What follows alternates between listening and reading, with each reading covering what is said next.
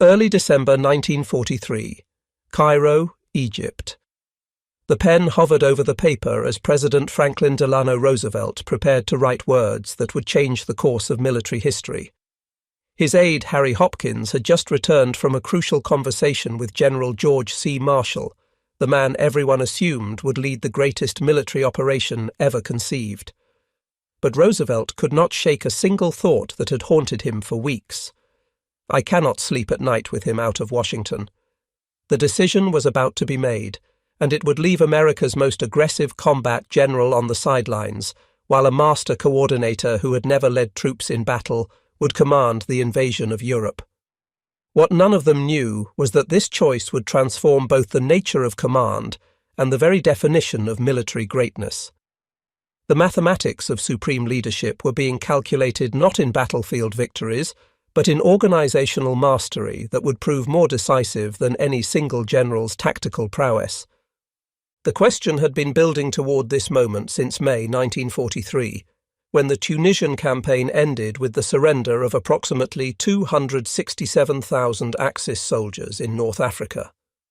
Among the American commanders who had distinguished themselves in that victory was Lieutenant General George Smith Patton, Jr., a man whose name already struck fear into German hearts. At 57 years old, Patton embodied everything Americans imagined when they thought of a warrior general. He wore custom-designed uniforms with polished brass buttons that gleamed in the desert sun. Twin ivory-handled revolvers hung from his hips, not as affectation, but as weapons he knew how to use with deadly precision. His vocabulary could make sailors blush, his temperament could terrify subordinates, and his tactical prowess could destroy enemy armies with a speed that defied conventional military doctrine. Patton's path to this moment had begun decades earlier. Born November 11, 1885, in San Gabriel, California, into a family with deep military roots, young George grew up hearing stories of ancestors who had fought in the Revolutionary War and the Civil War.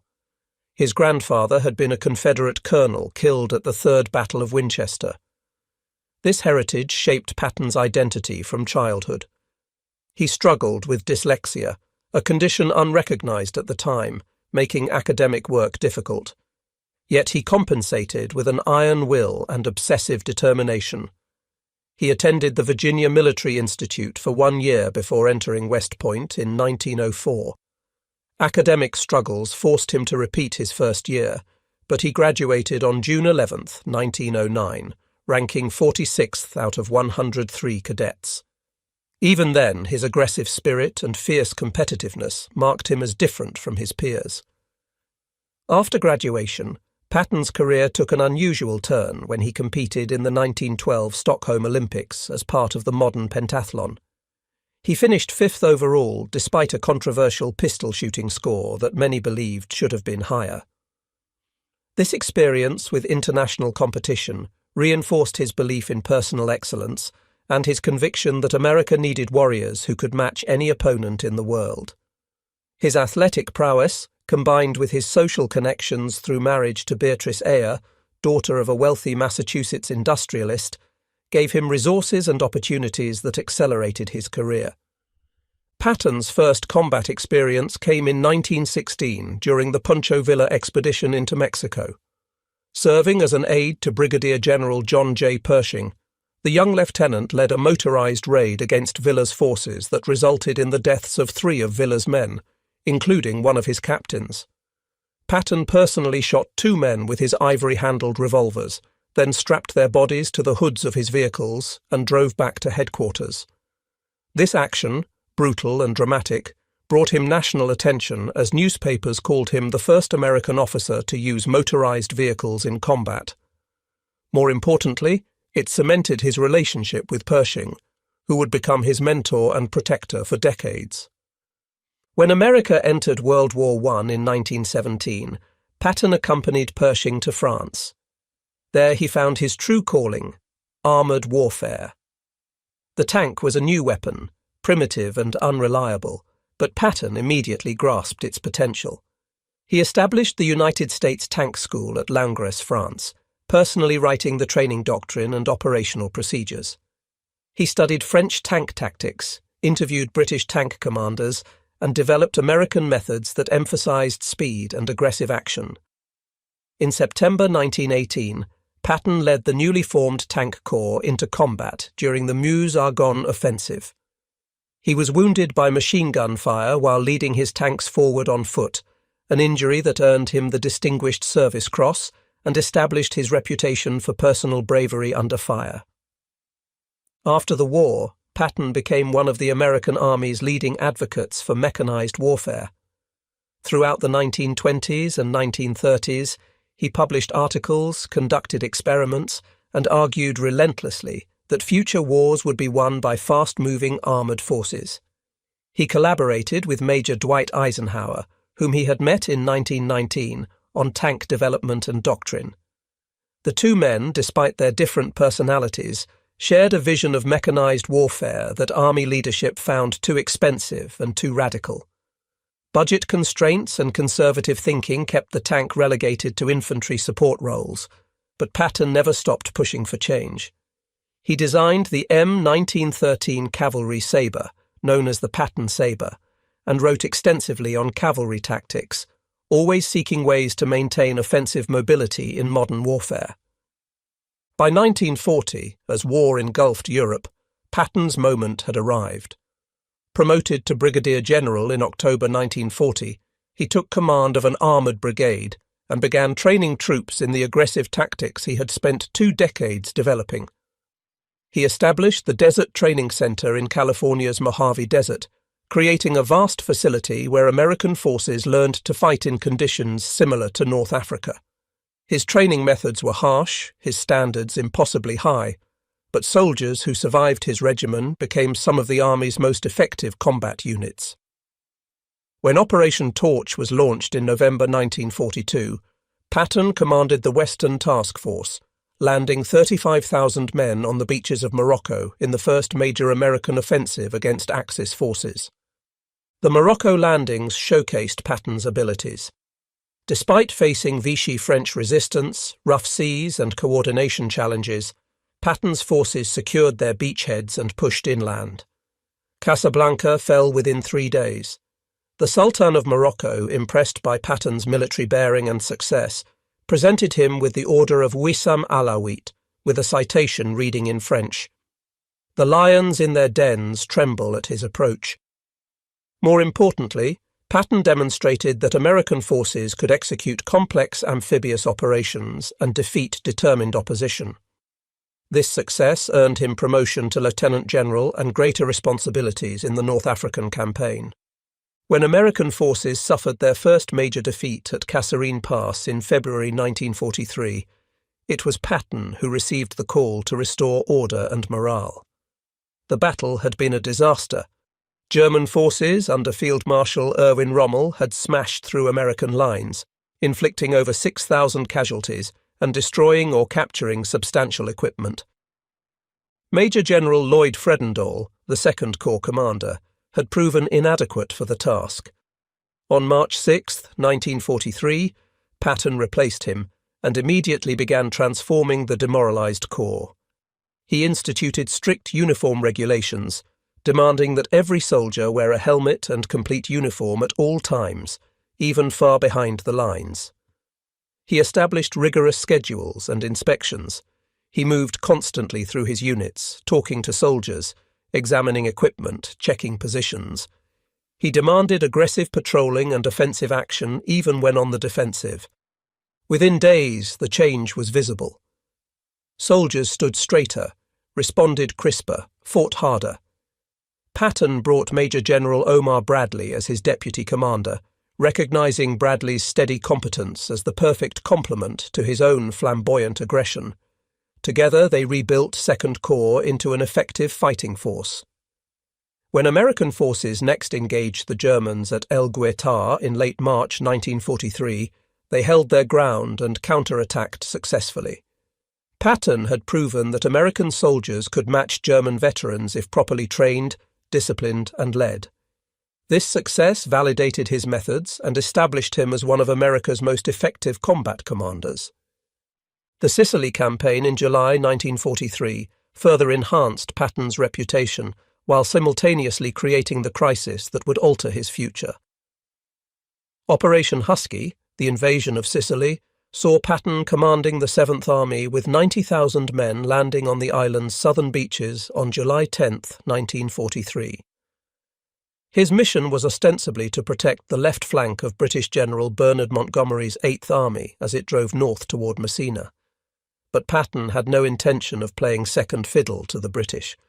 When Montgomery's forces bogged down in heavy fighting near Catania, Patton saw his opportunity.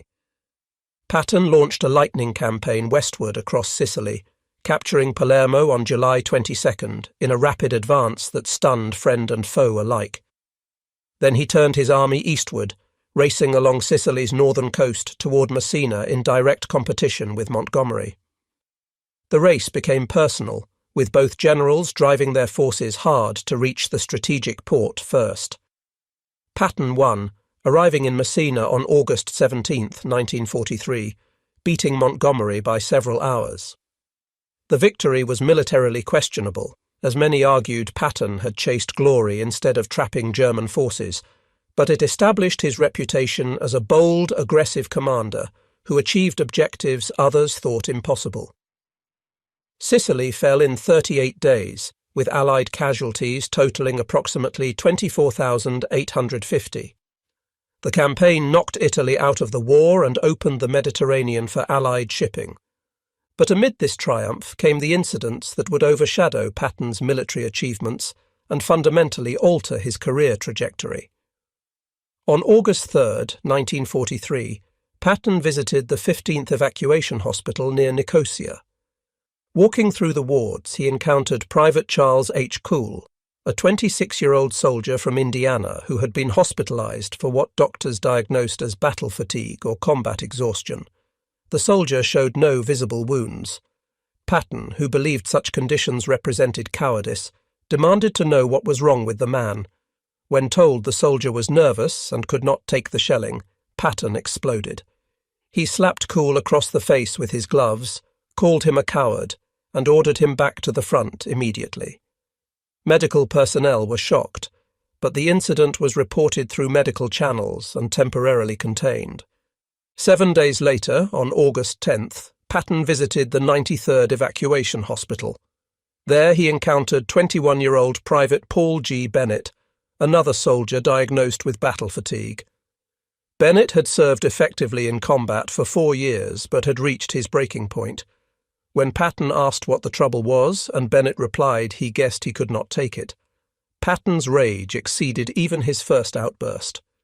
He slapped Bennett twice, once so hard that the soldier's helmet liner flew off. Then Patton drew one of his ivory-handled revolvers, waved it at Bennett's head, and threatened to shoot him right there for cowardice. He called Bennett a coward repeatedly, then ordered medical personnel to return the soldier to the front or file charges against him. The doctors and nurses present were horrified, with several submitting reports detailing the general's actions.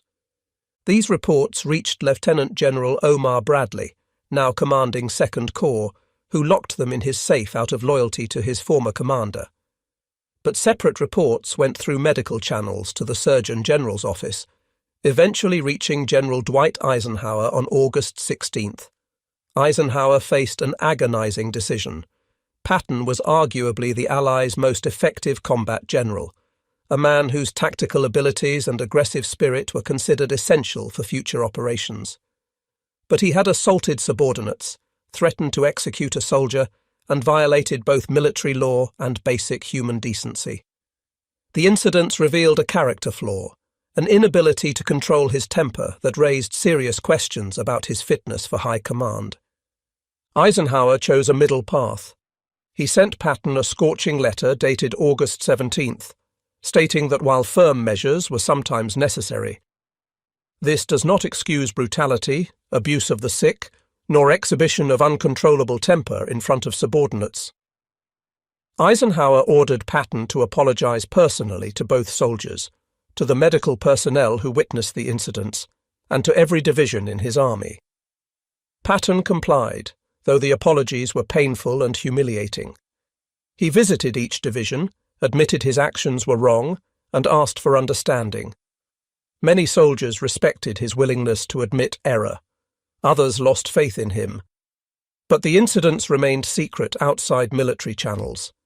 Until November 21, 1943, when radio broadcaster Drew Pearson revealed the slapping incidents to the American public. The reaction was explosive and divided. Some Americans supported Patton, arguing that war required hard commanders who did not tolerate weakness. Others were appalled, viewing the slappings as evidence of brutality and unfitness for command. Members of Congress demanded explanations. Secretary of War Henry Stimson and Army Chief of Staff George Marshall came under intense pressure to either defend Patton or remove him from command entirely. The controversy raged just as the most important command decision of the war was being made.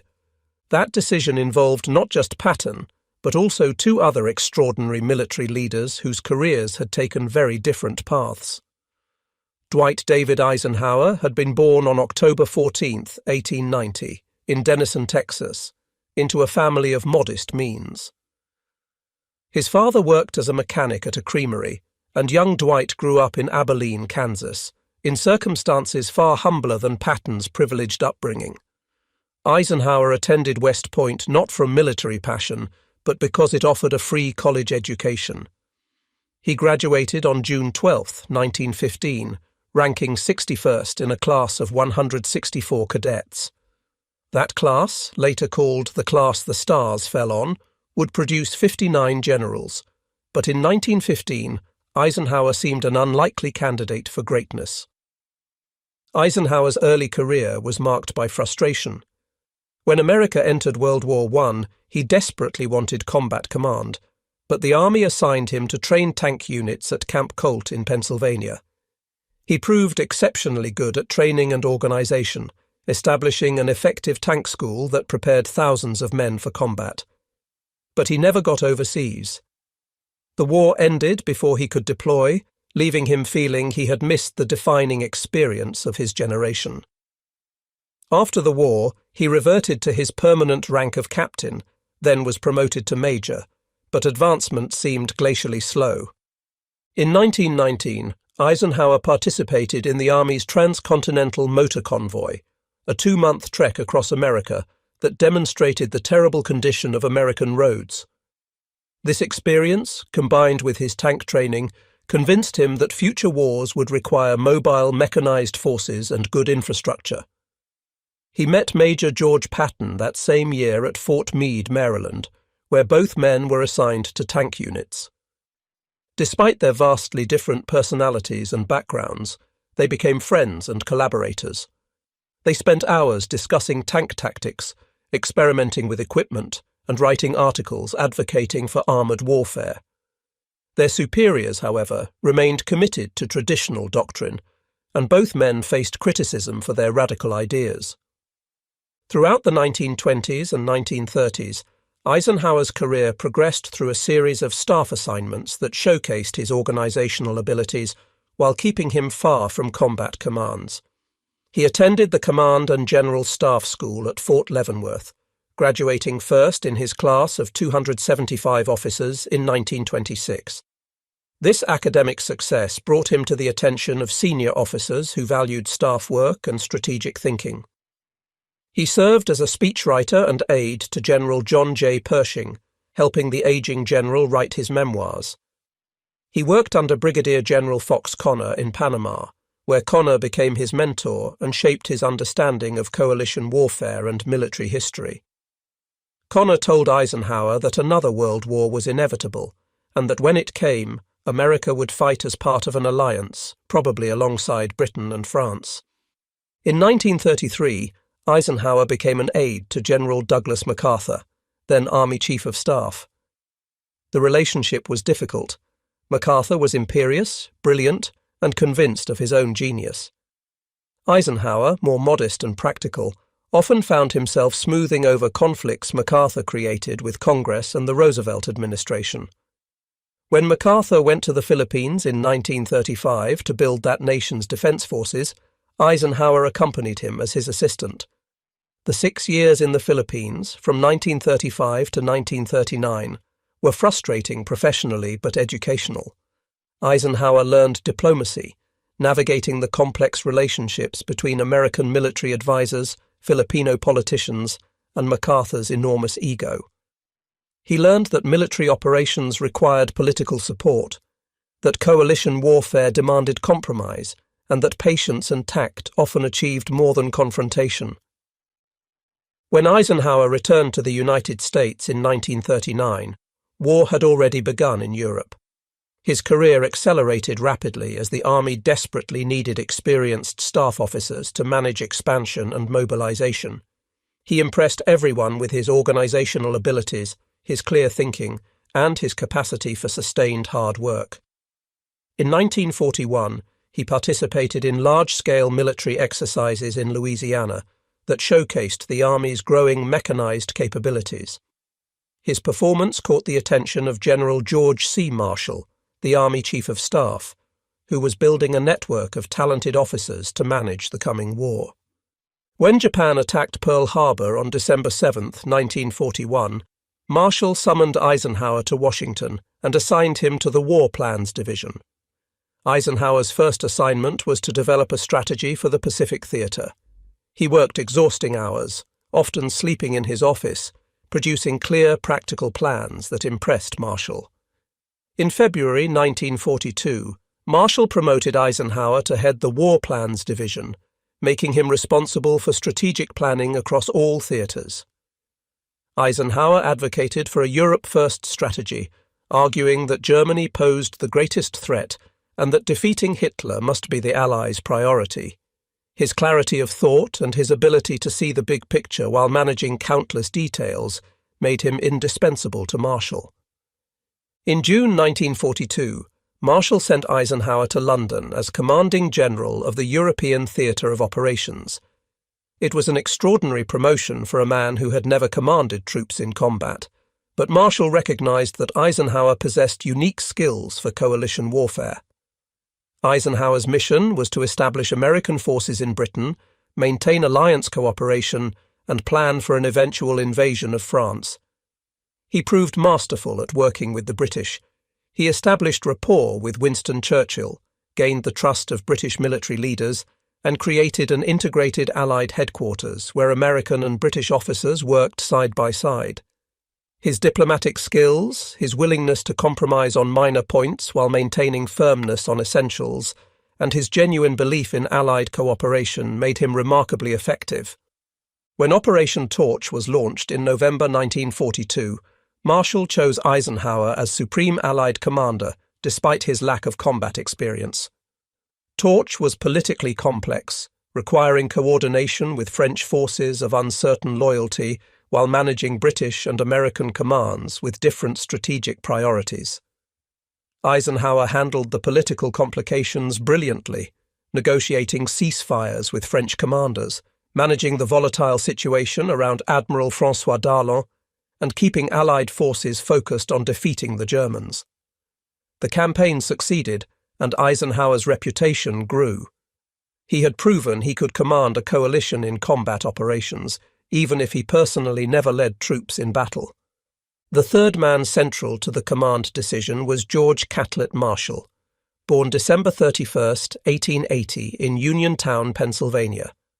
Marshall came from a family with Confederate sympathies, his father having been a businessman in Virginia before moving to Pennsylvania. Young George attended Virginia Military Institute, graduating in 1901 as first captain of the Corps of Cadets. He was commissioned as a second lieutenant in the infantry and spent the next 15 years in various assignments that prepared him for high command without anyone recognizing his exceptional abilities. Marshall's first significant opportunity came in World War I when he served as a staff officer with the 1st Infantry Division in France. He demonstrated extraordinary skills in planning and logistics, particularly in organizing the movement of large forces during complex operations. At the Battle of Cantigny in May 1918, the first major American offensive, Marshall's meticulous planning contributed to success. During the Meuse-Argonne offensive, he coordinated the movement of over 600,000 troops and 2,700 guns, one of the largest military movements in history. General John J. Pershing recognized Marshall's abilities and kept him close as operations officer, giving him responsibilities far beyond his rank. After the war, Marshall spent 2 decades in various assignments that built his reputation within the army while remaining unknown to the public. He served as aide to Pershing, taught at the infantry school at Fort Benning, where he trained a generation of future commanders, and worked in various staff positions that showcased his organizational mastery. He impressed everyone with his integrity, his judgment, and his ability to identify talented officers. He kept a small black notebook where he recorded names of promising young officers, a list that would later provide commanders for World War II. Officers like Omar Bradley, Matthew Ridgway, Joseph Stilwell, and Dwight Eisenhower all came to Marshall's attention years before they became famous. In 1939, President Franklin Roosevelt made the extraordinary decision to promote Marshall over dozens of more senior officers and appoint him Army Chief of Staff. Roosevelt had recognized that the coming war would require not just a military commander, but an organizer who could work with Congress, manage a vast expansion of the armed forces, and coordinate with allies. Marshall took office on September 1, 1939, the same day Germany invaded Poland. The timing was providential. America's army at that moment numbered approximately 174,000 men, ranking 17th in the world, smaller than Belgium's army. The forces were poorly equipped, inadequately trained, and organized for a war that no longer existed. Marshall transformed the American military over the next 6 years through a combination of political skill, organizational genius, and iron determination. He cultivated relationships with Congress, testifying frequently and honestly about military needs. He won massive appropriations for expansion, equipment, and training. He established new training centers across the country, created new divisions, and oversaw the induction and training of millions of men. He promoted talented officers rapidly, bypassing seniority when necessary to put the right commanders in the right positions. He coordinated with the Navy despite inter-service rivalries. He managed relationships with difficult Allied leaders, particularly Churchill, whose strategic vision often conflicted with American priorities. Most importantly for the war's outcome, Marshall became the primary advocate for a cross-channel invasion of France. From 1942 onward, he pushed relentlessly for a direct assault on German-occupied France as the fastest route to defeating Hitler. Churchill preferred a peripheral strategy, attacking through North Africa, Sicily, Italy, and the Balkans, what he called the soft underbelly of Europe. Marshall argued this was strategically unsound, diverting resources from the main effort and prolonging the war. He fought battles within the American military, with the Navy demanding more resources for the Pacific. He battled British planners who remembered the slaughter of World War I and feared another Western Front bloodbath. He finally secured Roosevelt's commitment to a cross-channel invasion in 1943, with a target date of May 1944 for the operation codenamed Overlord. Having conceived the operation, advocated for it relentlessly, and finally secured its approval, Marshall seemed the logical choice to command it. He was America's most respected military leader.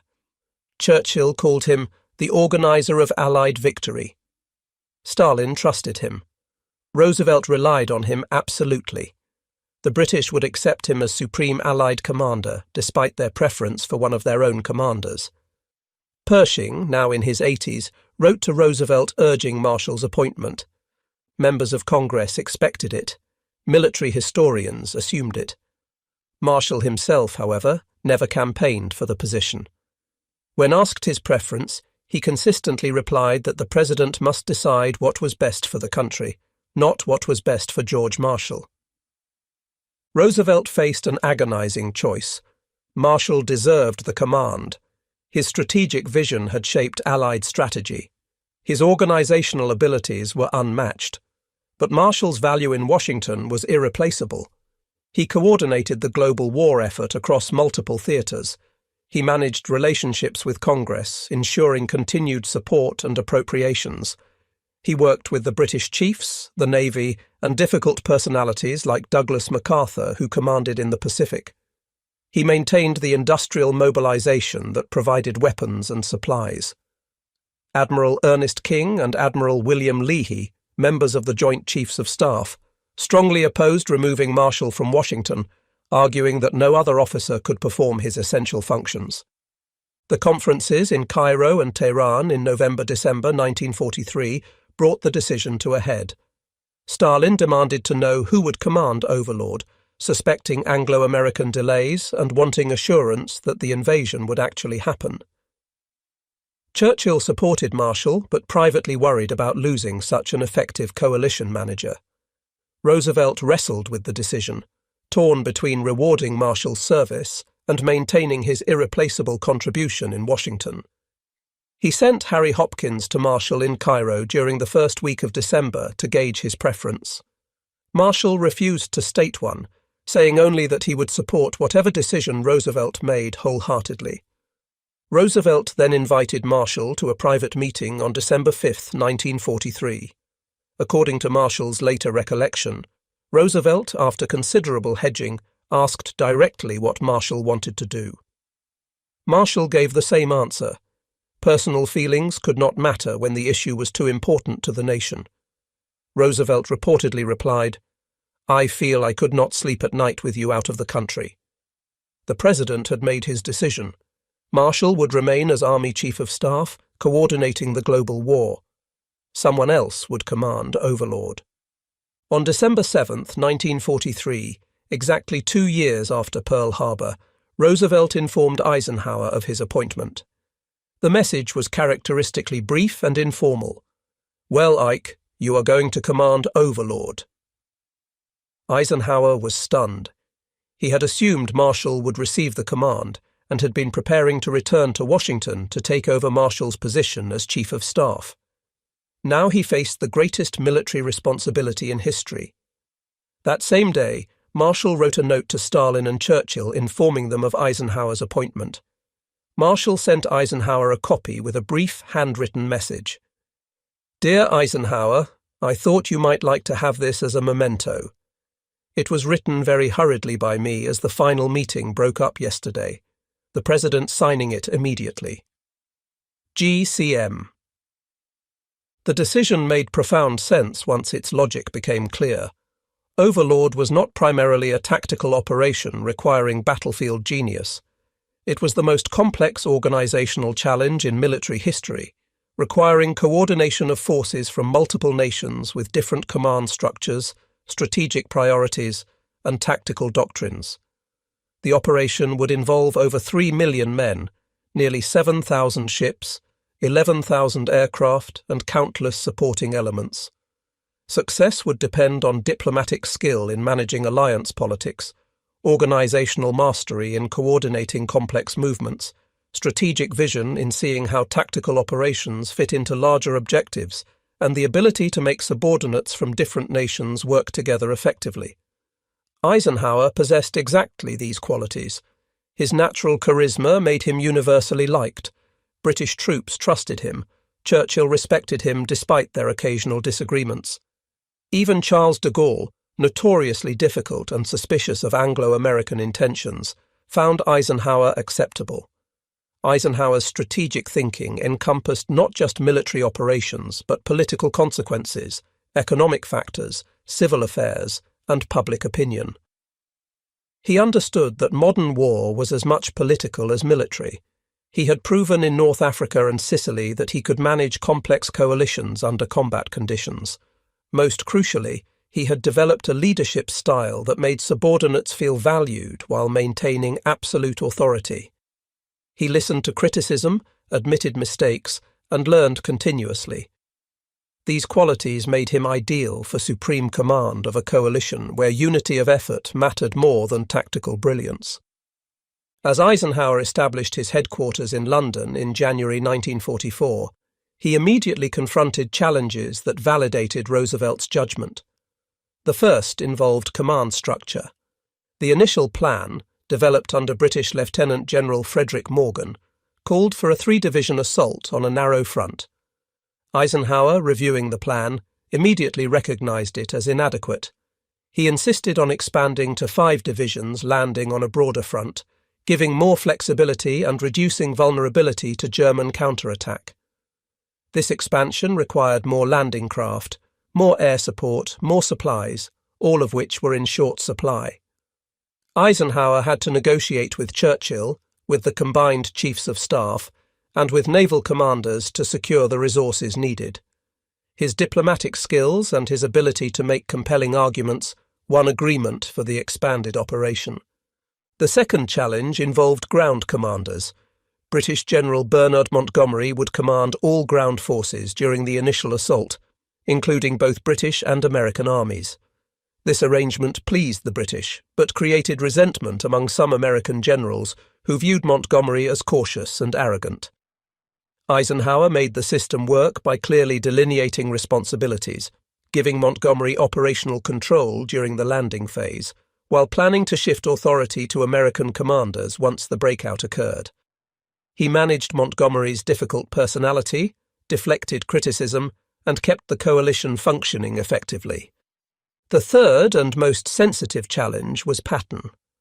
Despite the slapping incidents, despite the controversy, despite the public outcry, Eisenhower and Marshall both recognized that Patton's combat skills would be essential once mobile warfare began. The question was what to do with him until that moment arrived. Eisenhower's solution demonstrated strategic creativity.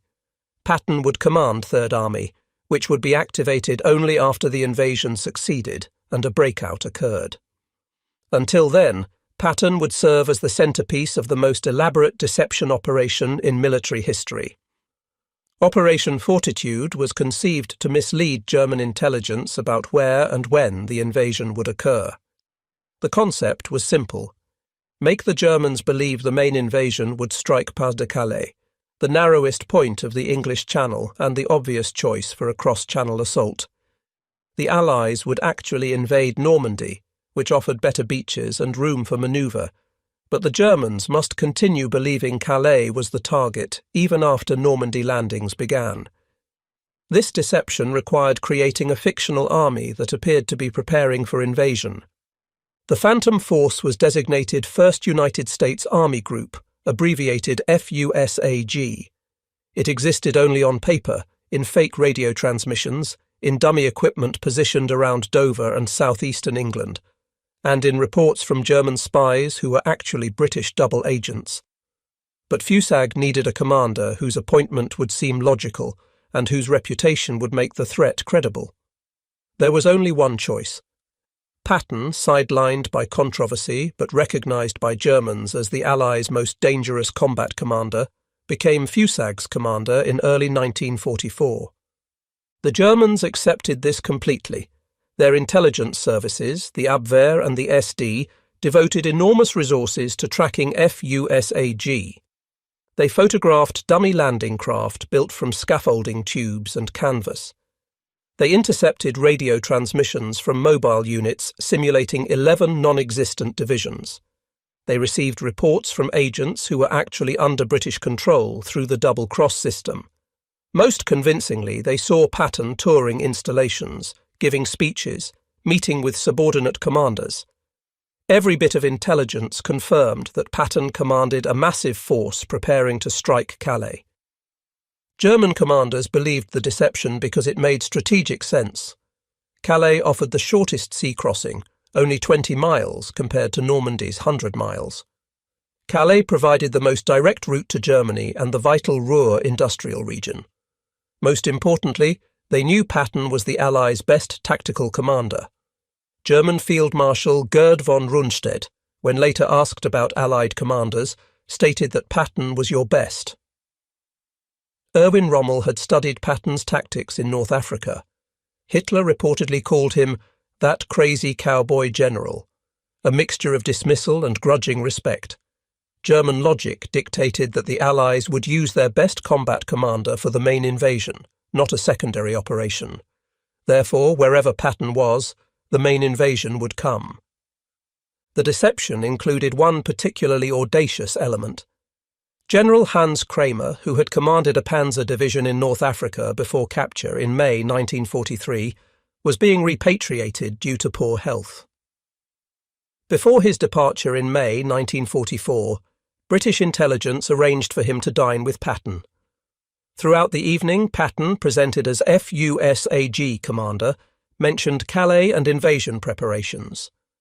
Afterward, Kramer was driven through southern England, passing enormous troop concentrations. Road signs indicated he was in southeastern England near Dover. In reality, he was in southwestern England seeing actual overlord preparations, but the deception was perfect. When Kramer reached neutral Sweden and reported to German intelligence, he confirmed everything the Germans already believed. Patton commanded a huge force preparing to invade at Calais. While Patton played his role as decoy, Eisenhower worked exhausting days preparing the actual invasion. He moved his operational headquarters to Telegraph Cottage outside London, where he could focus without constant interruptions.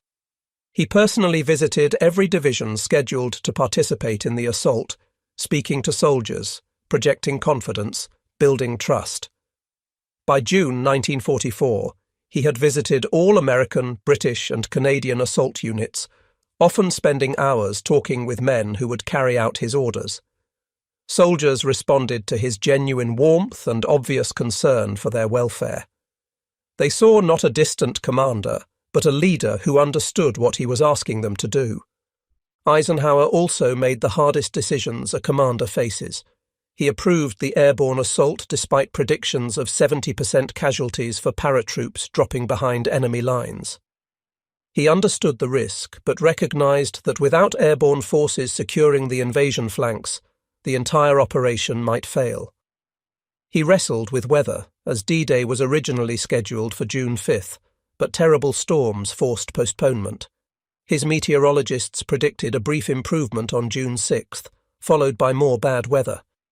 If the invasion did not go on the 6th, it would need to wait 2 weeks for proper tides and moon phases, or possibly until July. The delay would compromise security and give Germans more time to strengthen defences. Eisenhower made the call, go on June 6th. He later wrote that it was the loneliest decision of his life.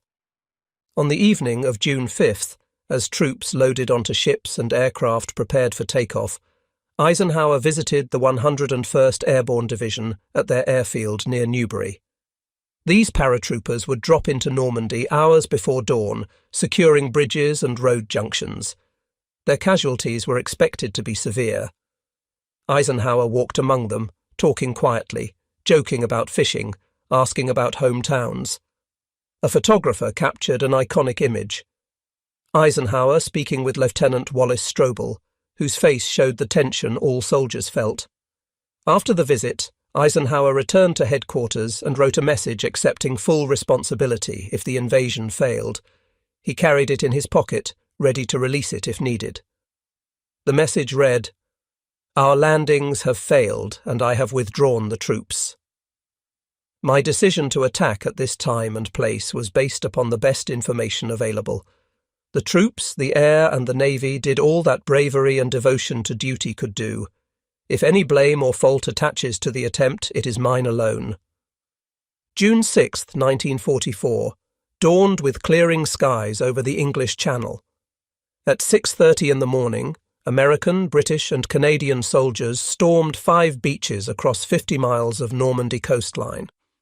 The assault involved nearly 7,000 vessels, including warships, landing craft, transports and support ships.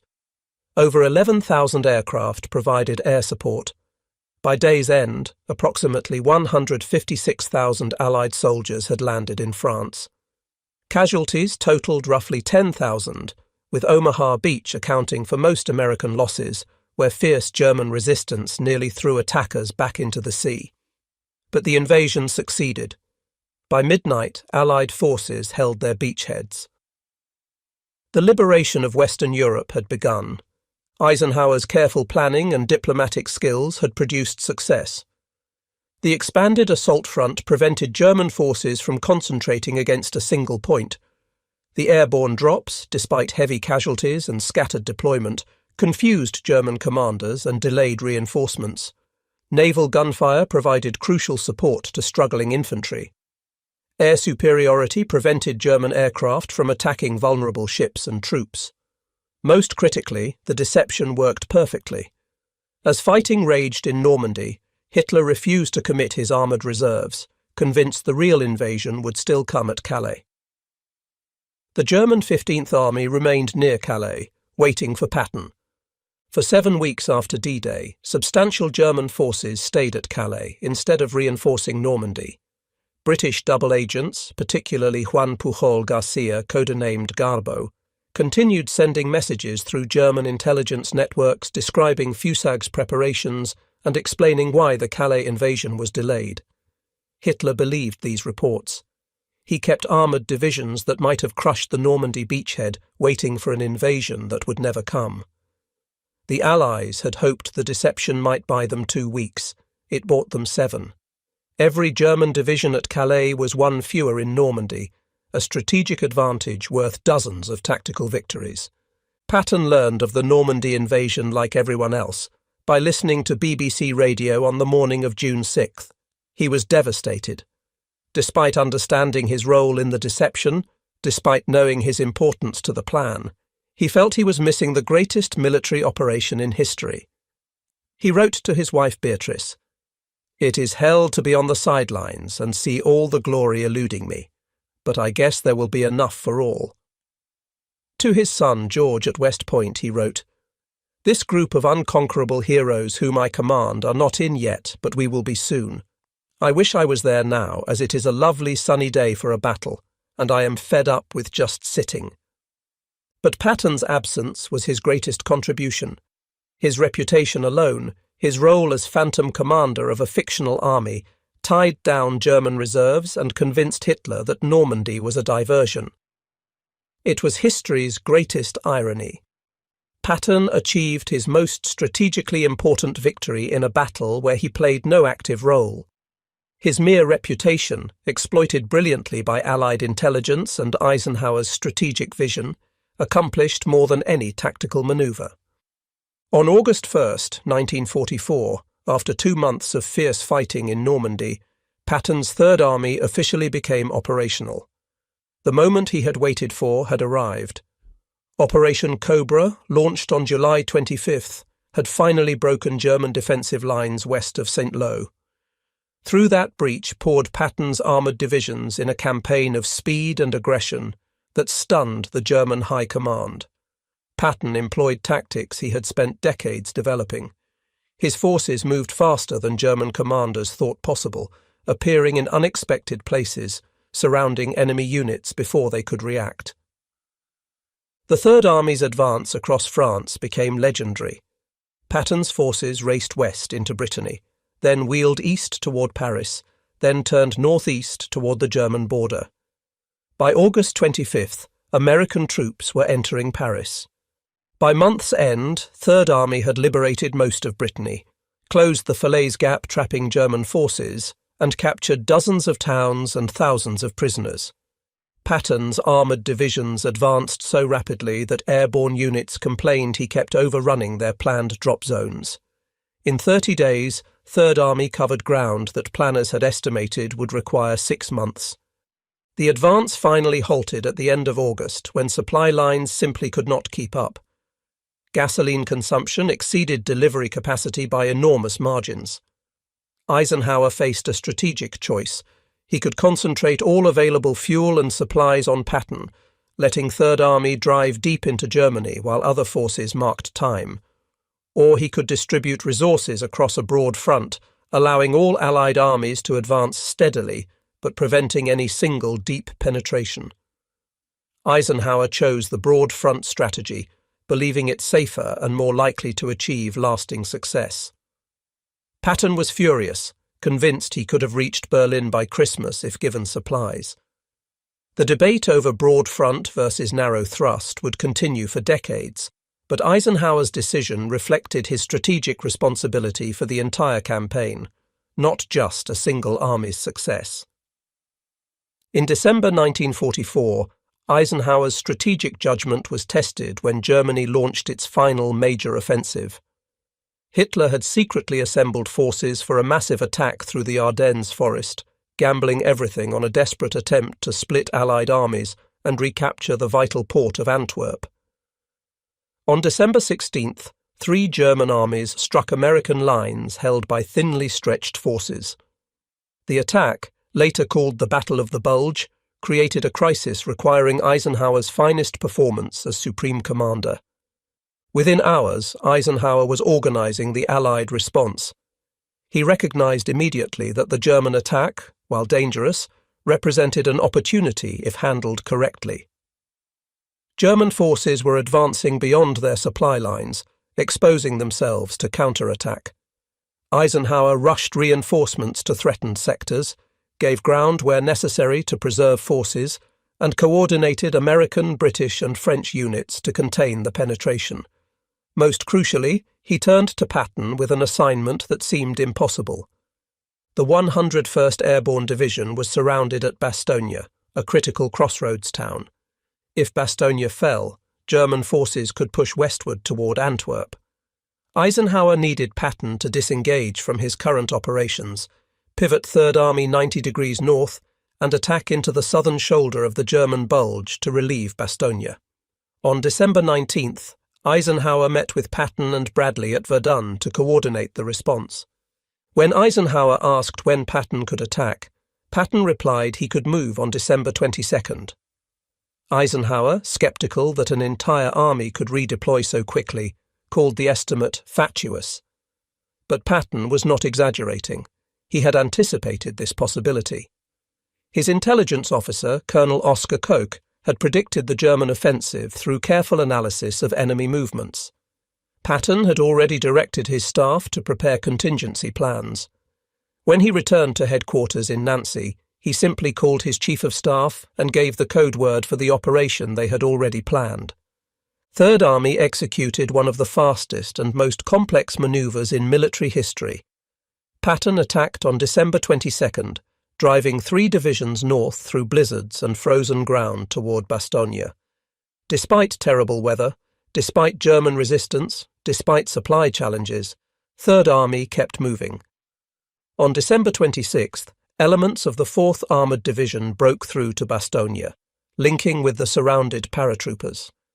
Reinforcements followed. By January's end, Allied forces had pushed German troops back to their start lines. The Bulge had been eliminated. Germany's last gamble had failed. The Battle of the Bulge showcased the perfect combination of Eisenhower's strategic coordination and Patton's tactical execution.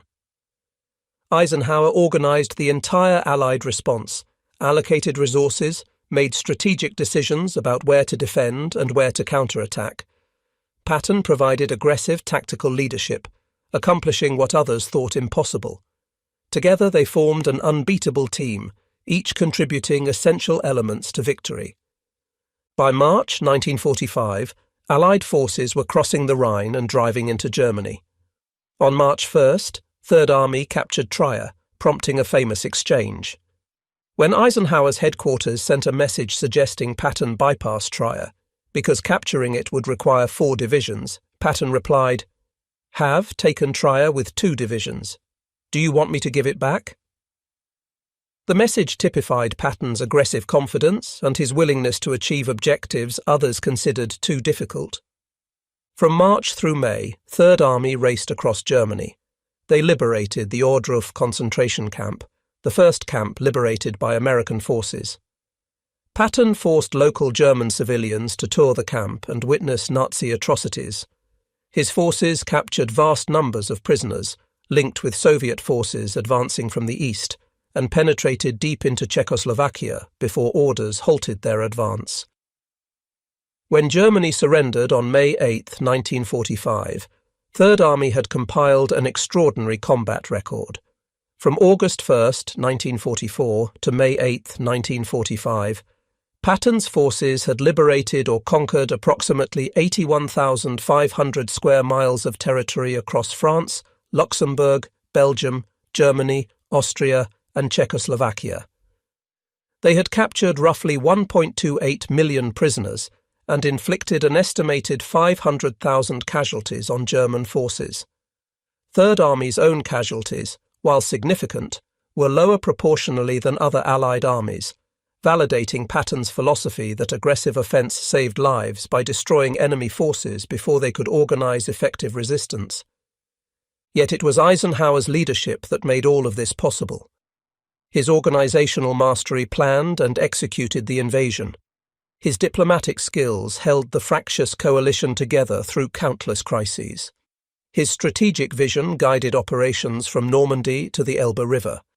His ability to manage difficult personalities, from Montgomery's arrogance to de Gaulle's prickly nationalism to Patton's impulsiveness, prevented conflicts that might have crippled the alliance. His willingness to make hard decisions, from approving high-risk operations to choosing invasion timing to coordinating responses to unexpected crises, proved him the ideal supreme commander. The question of why America's best combat general was sidelined from leading D-Day had been answered through the operation's very nature. Overlord did not require a battlefield tactician. It required a coordinator, a diplomat, a strategic thinker who could manage the most complex military operation ever attempted. Patton was indeed America's finest tactical commander, perhaps the greatest of the war. But Overlord required different qualities. It needed someone who could orchestrate coalition warfare, balance competing national interests, think strategically about operations spanning continents, and maintain trust across governments and military services. Eisenhower possessed these qualities in abundance. Patton did not. The slapping incidents, far from being unfortunate but minor mistakes, revealed character flaws that made Patton unsuitable for supreme command. His inability to control his temper, his tendency toward impulsive decisions, his lack of political awareness, these traits might be acceptable in a corps or army commander, but were disqualifying for a supreme commander navigating diplomatic complexities and maintaining political support at the highest levels.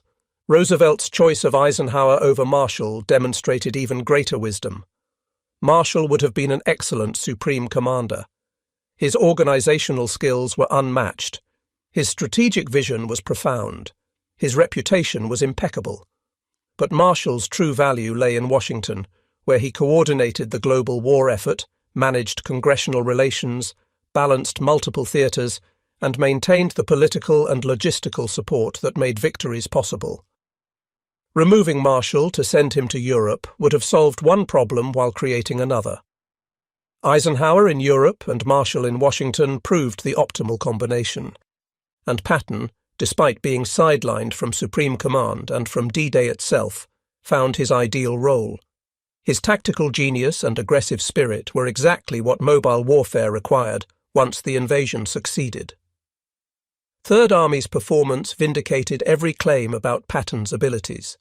He was indeed America's greatest combat commander, the general whose name struck terror into German hearts.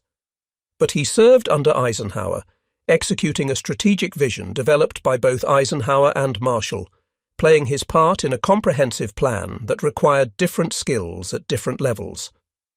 The legacy of this command decision extended far beyond World War II. Eisenhower's success established new principles for modern military leadership. He proved that contemporary warfare requires not just tactical brilliance, but organizational excellence, political awareness, diplomatic finesse, and strategic vision. These qualities became standards for senior military leadership in subsequent decades. The American military's emphasis on joint operations, coalition warfare, and strategic thinking over purely tactical prowess can be traced directly to lessons learned from Eisenhower's success. Eisenhower leveraged his military reputation into political success, serving as President of the United States from 1953 to 1961.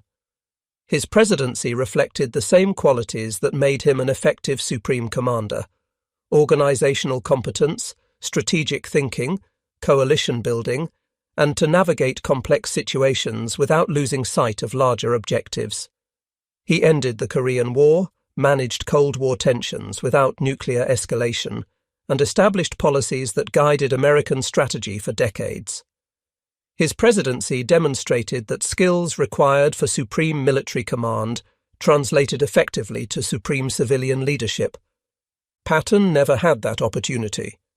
After Germany's surrender in May 1945, he became military governor of Bavaria.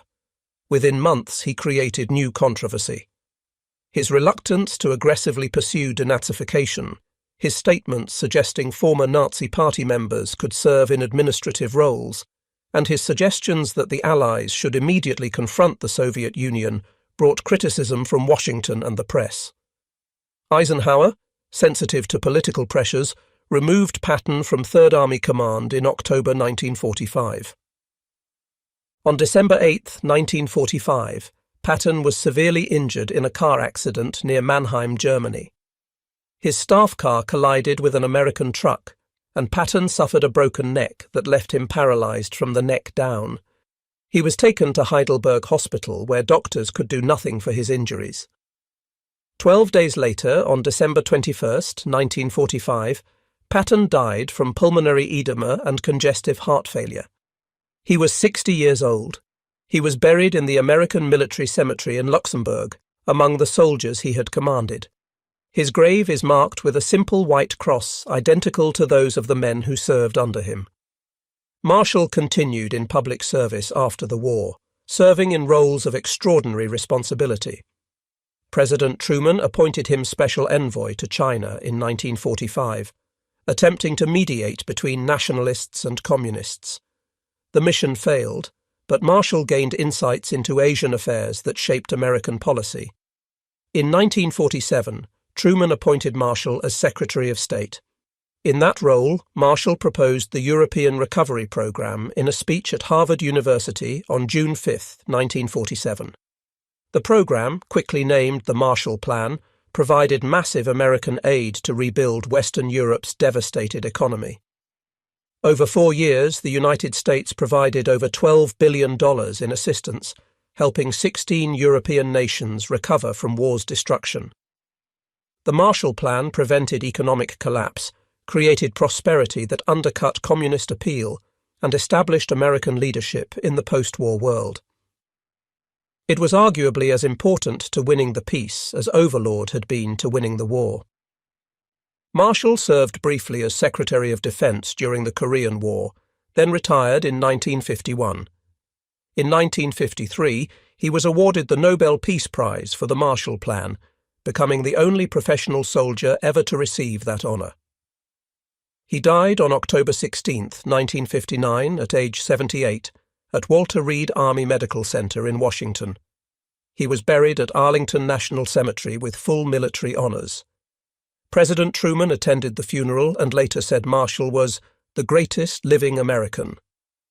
The relationship between these three extraordinary leaders, Eisenhower, Marshall, and Patton, defined Allied victory in World War II.